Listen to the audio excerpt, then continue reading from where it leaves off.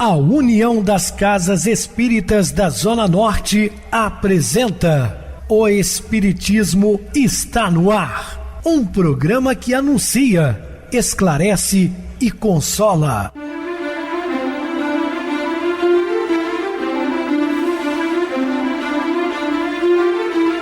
Não se turve vosso coração. Credes em Deus, credes também em mim. Na casa de meu pai há muitas moradas. Se assim não fora, eu vou-los teria dito, pois vou preparar-vos lugar. O Espiritismo está no ar. Sintonize esta frequência. Pare, pense na vida, faça perguntas. Uma ótima noite para você, muito obrigado pelo carinho, pela sintonia, Rádio Clube FM, sua voz é a nossa voz, estamos no ar de segunda a sexta desde 2014, pela emissora, depois também pelo YouTube, o canal é Viver _ Melhor. Se inscreva, deixa seu like, sua opinião é sempre importante para nós. Podem também acessar o YouTube, digitar o Espiritismo está no ar, lá encontrarão vários programas, inclusive o do dia. Recebo carinhosamente meu querido amigo espiritista, trabalhador da Casa Espírita Maria de Nazaré, Ardilson Reis. Uma boa noite, seja muito bem-vindo. Boa noite, Pedrosa, boa noite a você, ouvinte da Rádio Clube FM. Sejam bem-vindos a mais uma edição do programa O Espiritismo está no ar. Vamos estudar e aprender juntos. Que Jesus nos abençoe. Meus queridos irmãos, vamos estudar sobre o trabalhador espírita. Dúvidas, entre em contato conosco, ligando para Clube FM, 0 operadora 32 999 327758, é o seu WhatsApp. Para falar comigo, utilize a TIM 988012675, o WhatsApp 9844949 novamente 59, o e-mail espiritismoestanoar@hotmail.com. Interajam conosco, façam perguntas, tirem dúvidas, podem dar sugestões ao programa. Estamos à disposição dos ouvintes. Vamos agora para aquele momento muito especial que é o nosso momento de oração. Sintonize esta frequência. O Espiritismo está no ar. Momento de oração. Sim, nas leis da reencarnação, quase todos nós, os filhos da Terra, temos o passado a resgatar, o presente a viver e o futuro a construir. Lembremos-nos assim de que nas concessões da providência divina, o nosso mais precioso lugar de trabalho chama-se aqui e o nosso melhor tempo chama-se agora. Detenhamos, por isso, na importância das horas de hoje. Estamos apresentando O Espiritismo está no ar. Bem, meus amados irmãos, estamos de volta com o assunto da noite, falando sobre o trabalhador espírita. Quanto mais se deixa penetrar pelo conhecimento da doutrina espírita, que é uma doutrina renovadora, mais acentuados se fazem os sentimentos de amor e solidariedade, estimulando-o a participar do banquete especial de cooperação em favor de melhores condições de vida e de diminuição das aflições vigentes. Descobre que nas casas espíritas encontra-se a sociedade miniaturizada, uma célula de relevante significado, e tudo quanto ali seja realizado estará contribuindo em favor do conjunto humano fora das paredes em que se hospeda. Porque nós sempre falamos, e é uma verdade dita pelo próprio Emmanuel, que o Centro Espírita é a universidade da alma, onde nós encontramos acolhida, explicações da vida, o que se passa após a perda do corpo físico, consolador, porque consola as dores sofridas, das perdas de entes queridos. O Centro Espírita, na sua condição de escola de educação de almas, de oficina e de santuário, no qual o amor se expande e passa a contribuir-lhe, a construir-lhe o local ideal para aprender a servir, cooperar em favor da iluminação das consciências e da expansão do bem em toda a terra. Esse treinamento beneficia no comportamento doméstico, tornando-o mais tolerante, afável, comunicativo e jovial, autorresponsável, descobrindo na família a excelente ocasião de crescimento íntimo, porque está informado de que ali estão reencarnados espíritos de que necessita para avançar, e não seres angélicos para o seu banquete da felicidade. Olha a grandiosidade da doutrina espírita. Então, o espiritista ele tem consciência de tudo isso, que ele está reencarnado numa família para aprender, para compreender, acima de tudo, as necessidades do outro, as deficiências, as dificuldades. Também aprendendo com membros familiares, sabendo que isso perdurará na vida espiritual. Essa compreensão é de suma importância. E normalmente os espiritistas, na sua quase totalidade, são pessoas, com raras exceções, tranquilas, vivem pacificamente no lar. Lentamente, nesse indivíduo nasce o trabalhador espírita, compreendendo que a instituição que frequenta necessita de apoio e de atendimento, passa a ajudar em pequenas tarefas aqueles que nem sempre são percebidas, treinando humildemente a renúncia. Quantos trabalhadores nós temos nas casas espíritas, nas atividades sociais espíritas, voluntários, pessoas que têm até uma qualificação superior e que trabalham simplesmente, humildemente, como arrumadores, talvez auxiliando na própria limpeza, na confecção de alimentos, na distribuição de roupas, de calçados, de alimentos, porque vê uma oportunidade de trabalho, de melhoria íntima, de auxílio mútuo. Não aspira a cargos de destaque, mas aos encargos indispensáveis à manutenção dos edificantes labores. Uma real transformação interior nele se opera. Primeiro porque é destituído de qualquer forma remuneratória, A pessoa vem para cá exatamente para aprender e, conhecendo a doutrina, mais facilmente a informa aos novatos, aqueles que se apresentam por primeira vez, buscando amparo e orientação, proporcionando-lhes um saudável entendimento dos postulados que constituem. Muitos também começam a trabalhar nesse sentido, depois que adquirem um certo conhecimento, vão auxiliar aqueles que estão vindo à casa pela primeira vez, esclarecendo, tirando dúvidas das pessoas. Mas já é um trabalho. Transforma-se em servidor, procurando ser membro ativo e nunca apenas observador passivo, que serve sempre sem o espírito de cooperação que dignifica o ser humano. Então, espiritizando-se, equipa-se de instrumentos de amor, de compreensão, a fim de contribuir eficazmente em favor da sociedade melhor e mais feliz do mundo. E no período em que o cristianismo primitivo mantinha os ensinamentos de Jesus, os núcleos onde se reuniam os discípulos do Senhor, eram constituídos por esses trabalhadores dedicados e fiéis que se davam ao serviço da lídima fraternidade, ensinando pelo exemplo os insuperáveis conteúdos da mensagem libertadora. Então a doutrina espírita é o retrato vivo do cristianismo redivivo, ou seja, do cristianismo primitivo, na sua origem, na sua simplicidade.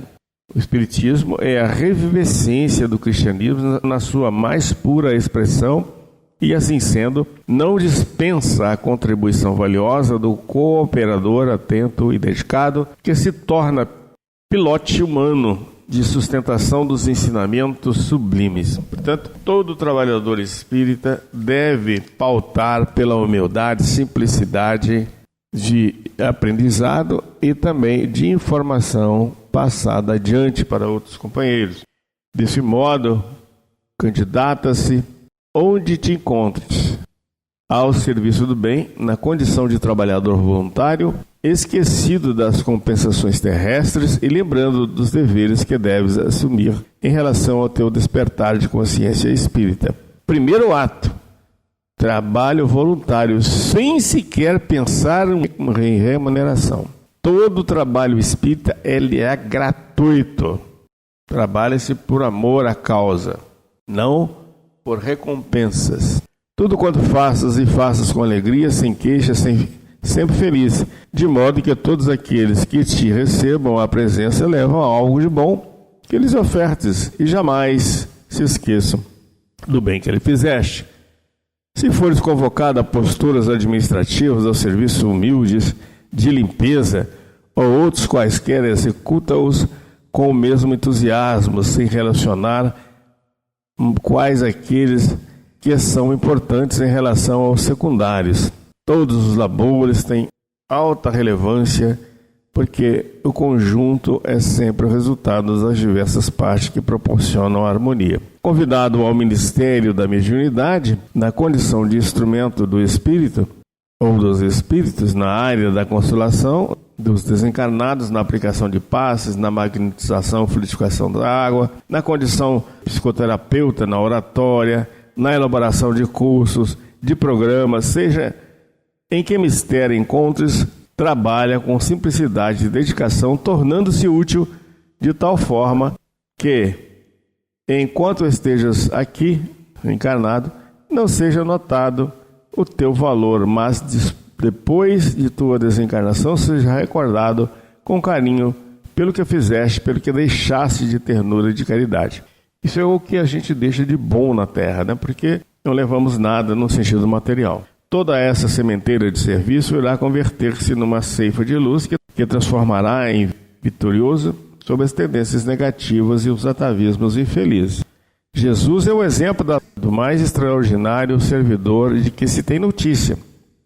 Não bastasse toda a sua vida de dedicação e renúncia, de ação afetiva, continua antes de oferecer a vida na cruz, no momento da última refeição com os discípulos, lavou-lhe os pés, a fim de que tivesse algo com ele, ensinando como se devem portar todos aqueles que lhe vinculam pelos fortes laços do amor. Portanto, servir é a grande meta da existência de que aquele que aure o calor e a luminosidade do Espiritismo, tanto mantém-te vigilante sempre e sempre. Então, está aí informações que são e que desejam serem espiritistas.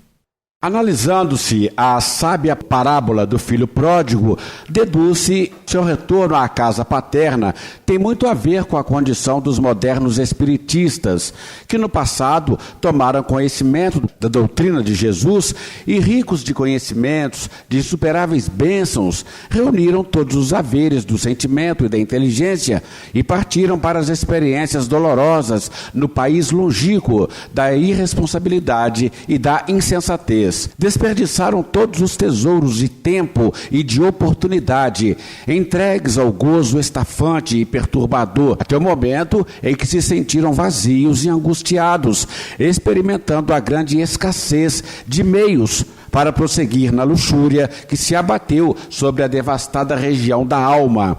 Sem provisões morais, nem equilíbrio emocional para enfrentar as consequências das suas dissipações, não encontraram ensancha para a reabilitação e a sobrevivência, senão entre os suínos dos vícios, tornando-se mais vilipendiados, quando então pensaram na suprema misericórdia do Pai e retornaram ao grande lar. Assinalados pelas dores e pelas carências de tudo, destroçados e sem condições de apresentar-se como filhos queridos, que sempre foram, expressaram toda a sua dor e miserabilidade àquele que sempre os esperava com ternura e afabilidade. Enquanto se justificavam pela deserção do lar paterno, pelos abusos e comportamentos insanos, o amor amparava-os, misericordioso, oferecendo-lhes os valiosos bens da compreensão e do socorro, não valorizando a sua queda, nem aguardando explicações desnecessárias. De imediato,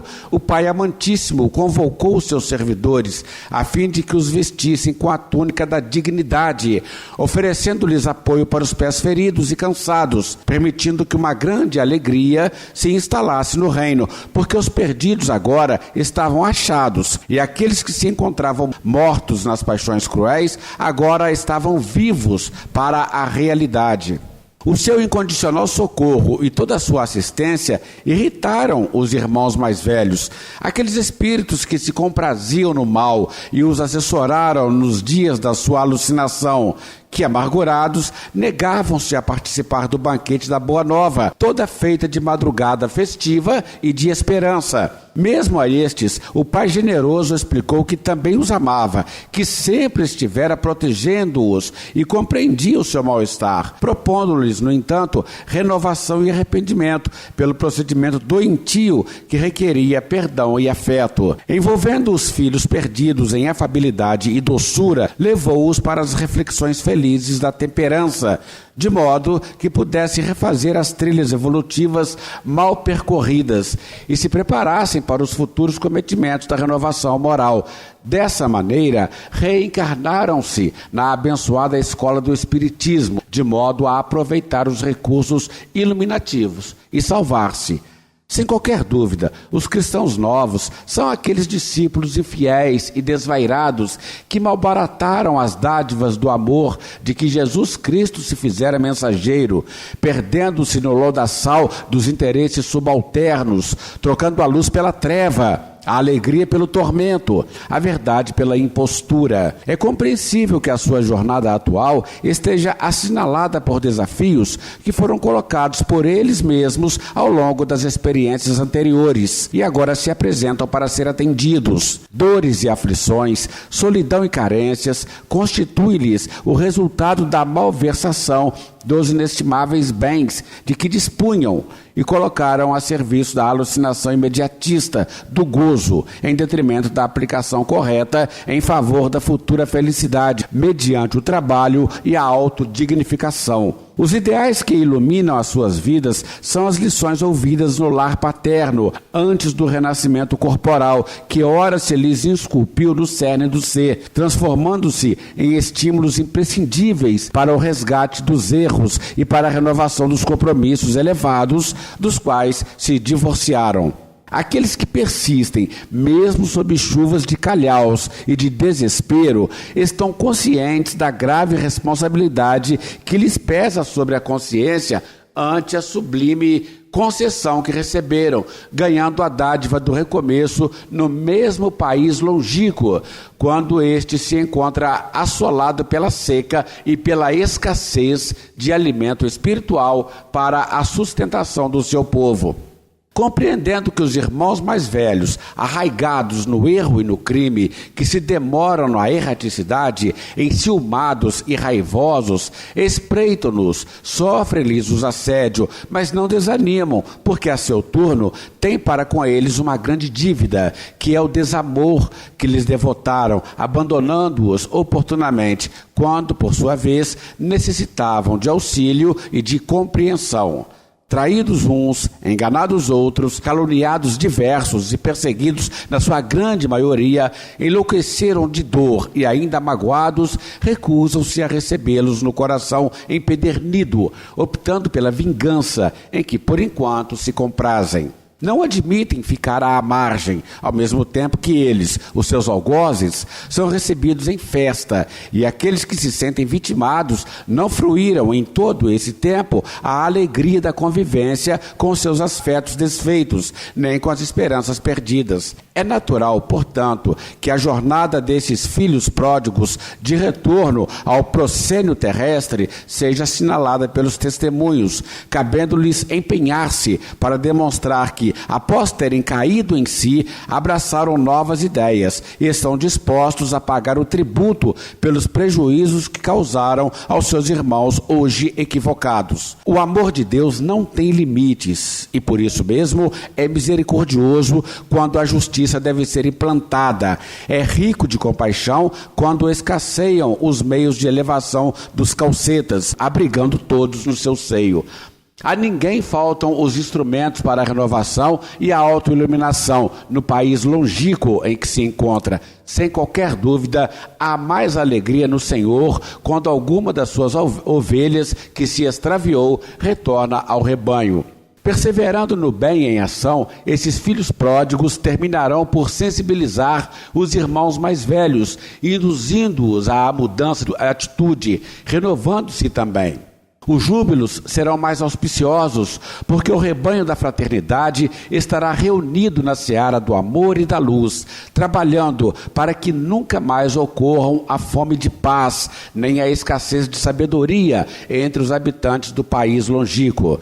O retorno à casa paterna é sempre feito com ternura e gratidão, porquanto nenhum lugar no mundo de ilusões existe que se lhe compare à segurança e à harmonia. Convocado ao labor da mediunidade espírita, dignificada pela ação da caridade, exulta e deixa-te conduzir pelos suaves zéfiros da espiritualidade. A mediunidade dignificada pelo conhecimento do espiritismo transforma-se em instrumento de autoiluminação, que deve ser colocado a serviço do bem geral, sem qualquer tipo de ostentação ou de vaidade. A aquisição do espírito ao longo do processo evolutivo constitui um sexto sentido, que um dia se encontrará ostensivo em todas as criaturas, facilitando a comunicação natural e abençoada com a erraticidade de onde procedem, assim como o conhecimento e as elevadas expressões do amor, muitas vezes assinalada pelos transtornos de conduta, faculta a oportunidade de recuperação moral do seu portador em relação àqueles aos quais prejudicou em existências transatas e que reaparecem na condição de cobradores dos débitos morais contraídos em relação a eles. Nada obstante, o fenômeno constitui, por outro lado, mecanismo de aprimoramento da faculdade, ensejando, na terapia desobsessiva, maior dilatação da sensibilidade do paciente, ao mesmo tempo que lhe proporciona indispensáveis experiências de humildade, paciência e resignação. Mesmo quando se trata de mediunidade com requisitos missionários, o fenômeno seja a comunhão com diversos espíritos, especialmente com aqueles que são inamistosos e ainda se comprazem em face da ignorância em que se demoram em perturbar e afligir, produzindo desconforto e sofrimento. Considerando-se, no entanto, a função psicoterapêutica de que se reveste a mediunidade educada, nesses confrontos o encarnado aprende a exercer a compaixão e a caridade para com os desencarnados, proporcionando-lhes o conhecimento libertador de que necessitam em razão dos sentimentos inferiores que agasalham. A faculdade mediúnica é do espírito, que o corpo reveste de células a fim de facultar a decodificação das mensagens que procedem do mundo espiritual. A semelhança da inteligência radica-se em essência no ser que se é, exteriorizando-se através do cérebro e dos equipamentos que constituem o sistema endócrino e o nervoso central. É bênção de que se utiliza o Senhor da vida para comprovar a imortalidade da alma, oferecer a visão correta das paisagens espirituais, além das fronteiras de cinza e lama do corpo físico, e formoso campo de serviço fraternal de auxílios recíprocos. Cabe ao indivíduo que a identifica, através de variadas manifestações emocionais e físicas pelas quais se expressa, buscar-lhe estudar, através de O Livro dos Médiuns, de Allan Kardec, que é um verdadeiro manancial de instruções e diretrizes seguras para a sua vivência. Manter-se na ignorância em torno da sua finalidade é um risco a que se expõe, porquanto o seu desconhecimento não lhe bloqueia o campo de comunicação, tornando-se instrumento involuntário das entidades infelizes e perturbadoras. Identificando a faculdade mediúnica no seu comportamento, não postergues, sob qualquer pretexto, a responsabilidade de educá-la. Liberta-te dos preconceitos a que te aferras e mergulha o psiquismo na sua radiosa concessão, entregando-te à tarefa que te está destinada a desempenhar durante a romagem carnal. Muitas pessoas assumem comportamentos infantis, lamentando a ocorrência e desejando ignorá-la, como se, dessa maneira, pudesse modificar a própria estrutura psíquica e a instrumentalidade orgânica. Outras procuram mecanismos de fuga, esclarecendo que não desejam perder a vida com esse tipo de atividade. Antes gostariam de desfrutar dos formosos tesouros da existência para o banquete do prazer. Muitos outros comportamentos do mesmo gênero demonstram a infantilidade em que estagiam. sem dar-se conta da excelente oportunidade de crescimento intelecto-moral e de serviço iluminativo que podem realizar. Em face da ignorância em torno da sua missão especial, que é a mediunidade a serviço do bem, busca-se utilizá-la com finalidades injustificáveis, na ilusão de que se trata de um instrumento para benefícios materiais, privilegiando aqueles que são mais astutos em detrimento da sociedade como um todo. Esperam milagres de ocasião, solução dos problemas que criaram e não desejam equacionar com esforço, transferindo para os espíritos as tarefas que lhes dizem respeito, ou mesmo a conquista de recursos privilegiados que esperam fruir. Em muitos períodos da história da humanidade, foi confundida com prodígio e graça, ou em razão dos conflitos e tormentos de muitos religiosos, com pactos malignos, com entidades demoníacas, sendo punidos os médiuns com terríveis aflições. Felizmente, na atualidade, desfrutando de respeito pelos inestimáveis serviços que vem prestando à sociedade, torna-se conhecida como uma faculdade paranormal, que enseja alegria de viver, facultando saúde e doce encantamento em torno da imortalidade da alma, enriquecendo as pessoas de esperança em torno do reencontro com seres queridos que se anteciparam na inevitável jornada de volta. Exercer a mediunidade com júbilo e desprendimento constitui a proposta iluminativa do Espiritismo, convidando os seus portadores à perfeita integração nos labores da caridade, que se expande em favor do mundo melhor do porvir. Muito bem, Adilson, bem explicado. Vamos agora para o intervalo musical, a seguir a nossa oração final. A lealdade ignorada.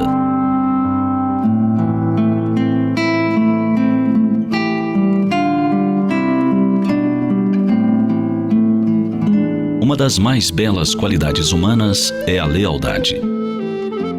Quanta grandeza em saber reconhecer um benefício com gestos de fidelidade. Mas não é isso o que vemos sempre pelo mundo, muito pelo contrário. O mais frequente é encontrarmos por toda parte o desamor como pagamento àqueles que estendem a mão em auxílio ao próximo. Quantas vezes vemos amizades e famílias desfeitas, boas lembranças esquecidas, tudo em nome da deslealdade, que nada mais é do que uma forma de ingratidão. Assim, vale a pena refletirmos sobre a natureza do que é desleal.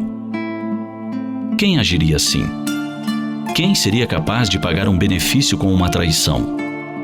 E por que razão faria isso? Vamos responder por partes. Desleal costuma ser a maior parte da humanidade em algum momento da vida. Dificílimo é encontrar alguém que sempre age corretamente, que pauta seus atos pela extrema correção em todas as ocasiões. Por outro lado, as razões que levam à deslealdade são sempre baseadas no egoísmo. O egoísta não se preocupa com o bem-estar do outro. Para ele, seus interesses vêm em primeiro lugar. Por isso, o egoísta não se envergonha em atraiçoar aquele que lhe estendeu mão amiga.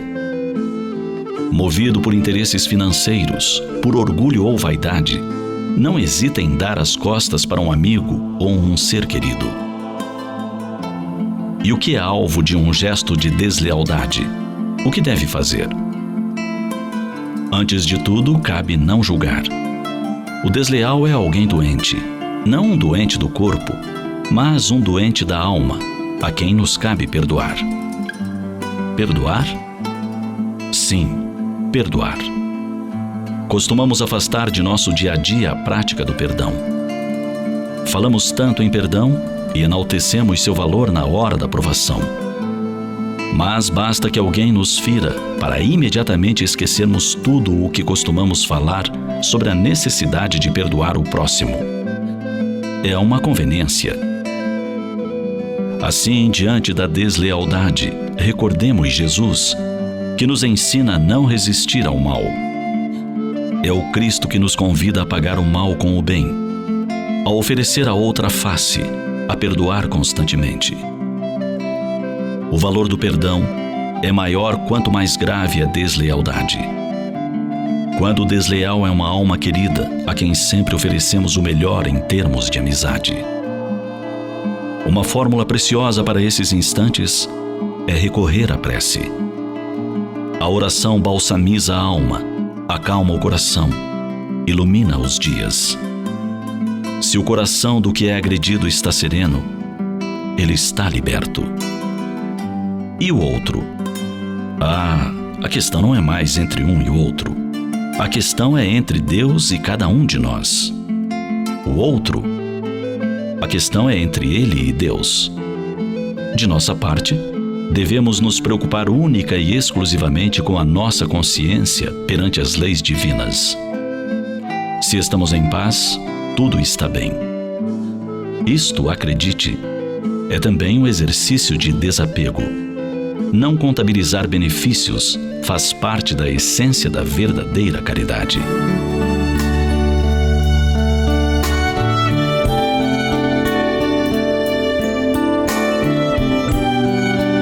Se fizemos um bem a alguém, devemos fazê-lo por amor a Deus, pelo prazer de ser bom, pela alegria de ver os outros felizes.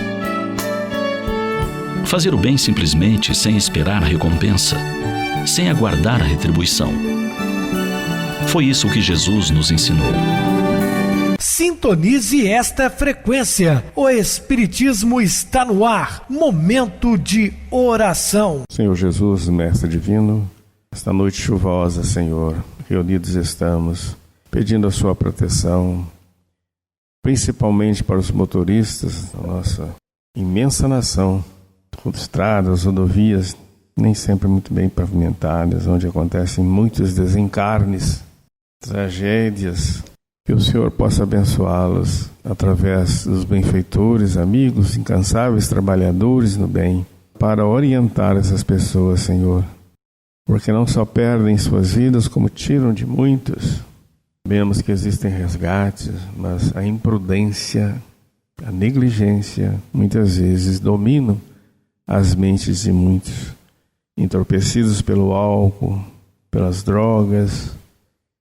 Pedimos, Senhor, paz para o nosso imenso país. Graças a Deus. Meu querido irmão Adilson, suas despedidas. Obrigado, Pedrosa. Obrigado a todos os irmãos pela oportunidade abençoada de estudo e de aprendizado. Fiquemos todos em paz. Tenhamos uma boa noite. Que Jesus nos abençoe. Boa noite, Adilson. Muito obrigado pelo apoio aqui no programa.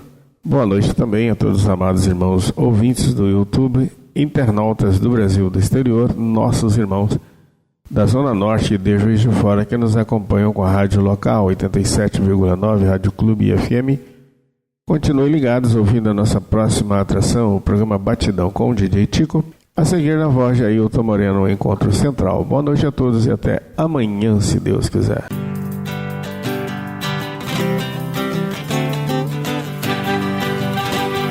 A União das Casas Espíritas da Zona Norte apresentou O Espiritismo está no ar, anunciando o Evangelho de Jesus, esclarecendo sua mensagem, consolando corações.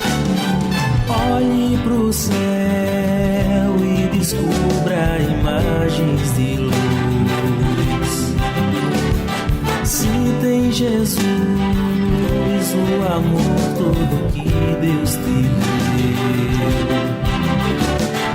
Pense no bem, no melhor em que pode fazer. Seja o que for, também vai receber. De coração, ajude-me, irmão, a caridade é o caminho do amor. Faça ainda que possa sofrer, pois bênçãos de Deus há de ter. Ame, perdoe e viva melhor a natureza, o céu e o mar. Veja o encanto que a vida nos dá, a chance eterna que temos para amar.